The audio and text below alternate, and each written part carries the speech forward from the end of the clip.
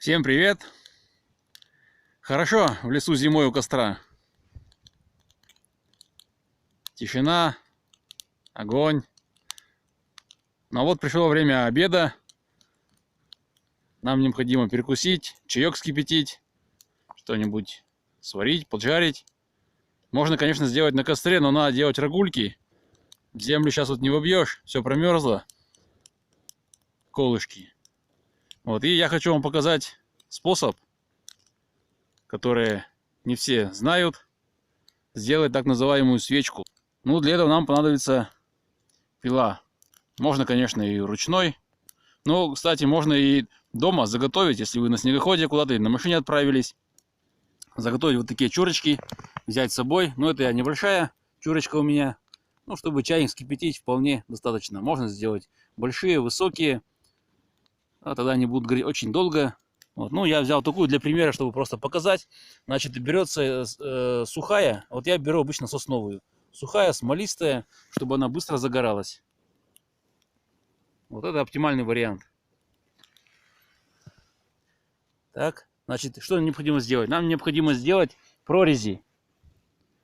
То есть, чем мы их ниже сделаем, значит, до этого расстояния будет у нас греть огонь, прогорать. То есть, можно взять высокий пенек, то есть, до конца припилить, и постепенно они будут, как бы, будут выгорать. Вот. То есть, можно так, наискосок, всяко сделать побольше. И все, снизу как бы будет тяга кислорода будет попадать в эти прорези и поддерживать горение. И горит очень долго. Может гореть полдня, часов 5-6 спокойно может гореть. Я часто беру такие на рыбалку, там где-то чай скипятить или даже уху сварить. Либо даже просто посидеть у костра, рядом с лункой поставлю, руки погреть, потеплее, ну и вообще поприятнее у костра посидеть. Так что, или где-то бывало в сумерках рыбачишь, огонь дает не только тепло, но и свет, поэтому очень удобно. Дымок, костер, красота. Сейчас сделаю прорези и покажу, как я поджигаю. Поджечь можно, она смолистая, видите, можно поджечь просто даже этой стружкой, которая сейчас полетит. Вот. Либо бересты немного взять, в прорези туда поместить. И если есть бензинчик, немного туда плеснули в эти прорези, и все загорится. Спичку только аккуратно туда бросьте, и все воспламенится. Сейчас я это покажу. Ну вот, все готово. Прорези я сделал. Это буквально секундное дело. Ну, я вот таким образом напилил. Ну, сейчас можно вот в эти прорези сюда бересты наложить, если нет бензина. Ну, я беру с этой же пилы, маленько сюда плесну сейчас. А так вот можно или щепочек небольших, быстро загорается, сухая, смолистая, потому что моментально разгорается.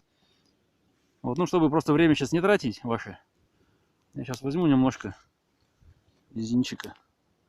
Сюда плеснем по центру. И она моментально разгорится. Так.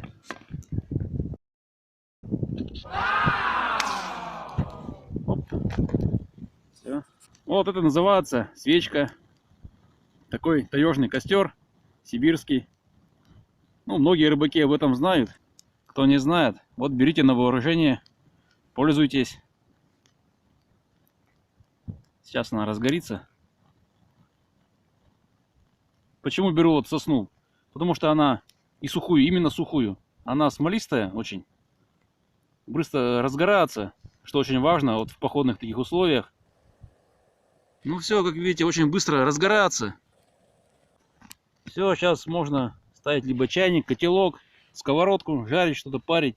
Никаких проблем. Очень удобно. Как я уже сказал, я таких обычно напиливаю. Там несколько штук, если иду в лес, там на рыбалку, беру с собой эти свечки. То есть не надо, плюс какой, не надо собирать никакие там сучья, ходить по лесу искать, время тратить, особенно зимой. Времени мало. А это очень удобно. Буквально тут минутное дело. Все, она разгорелась, видите. На ваших глазах она разгорается. Буквально тут минута прошла. Ну, все на этом. Пользуйтесь. Всем удачи. Пока-пока.